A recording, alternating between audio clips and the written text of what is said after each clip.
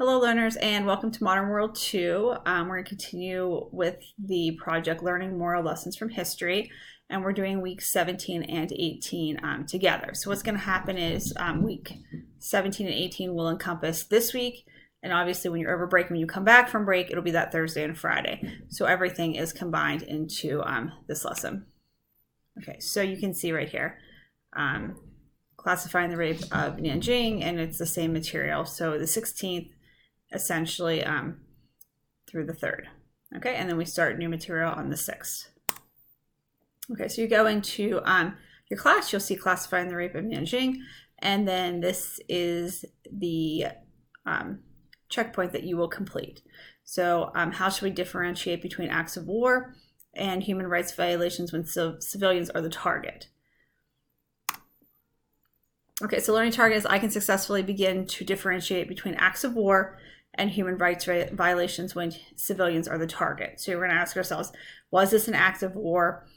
Was this possibly necessary? Or was this a human rights violation that never should have happened? And again, we'll learn more about acts of war and human rights violations as we go through this project. Okay, so if you remember last week, I told you that you would be coming across many sensitive topics as we go through this project. And this week you are going to come across with the rape of Nanjing, a very, very sensitive topic. Okay, so I hope you went through and you talked about this, with yourself. You went through it. You thought to yourself, how do you normally react when someone brings up a topic that you feel uncomfortable with? Okay, so hopefully you thought to yourself, what are things that other people have done or could do to make that uncomfortable topic easier for you? Is there another way they could have presented it? Maybe left out some details, made it more, child-friendly or student-friendly? And what are ways that you personally can help other people feel more at ease during conversations that make them feel uncomfortable? So think about what could happen when there's an uncomfortable situation when a group of people are talking. Okay, so I just want you to think about those things. Some of these things that you come across, you might not feel the most comfortable with. This is going to take you out of your comfort zone. I kind of explained that before. I said, when you deal with war and acts of war, there's nothing pretty about it. And there are topics that might make you feel a little uncomfortable, but it's important that we learn from this and grow from this. Okay. So, like I said, I want to make sure all of my learners feel comfortable discussing sensitive topics such as war and the effects of war. So if there's something that's really bothering you, you can reach out to me. You can send me a hangout. But I think you can kind of choose and pick what you look at throughout the lesson, and you should be okay. Okay, so you're going to start off by watching the Star-Bellied Sneetches. This is part of the engagement activity. Keep in mind as you watch this video, Dr. Seuss, he wanted to make people feel uncomfortable or make people feel comfortable with an uncomfortable topic. Okay, so when you watch the video, think what moral lesson or lessons does this video teach, and what events or topics in history might this relate to? Okay, so how did Dr. Seuss take a very controversial, adult topic and turn it into something that, children can feel comfortable with and relate to? Okay, so this kind of gives away the answer a little bit, but it's really hard when I'm not in a class. But the Sneetches was actually intended by Seuss as a satire of discrimination between races and culture. And it was inspired by his opposition to anti-Semitism. So really with the Holocaust and what was happening with the Jews, he decided to create something like this. Okay, so watch it and really think about that as you watch the video. Okay, and then the Explore section, please look at, read, and take notes on the rape of Nanjing document set reading guide found in the checkpoint. So it's right over here. You're also going to read the Nanjing Massacre from history.com. Okay, so this video, the rape of Nanjing, as you watch it, okay, it is graphic. If you feel totally uncomfortable, you do not need to watch it. But it's a little long as well, but it is the best video that I could find that really covered the topic. It goes in from the beginning of what happened in China, and it goes through everything what's happening with the Japanese soldiers, to what happened in China, to how it ended, so beginning and end.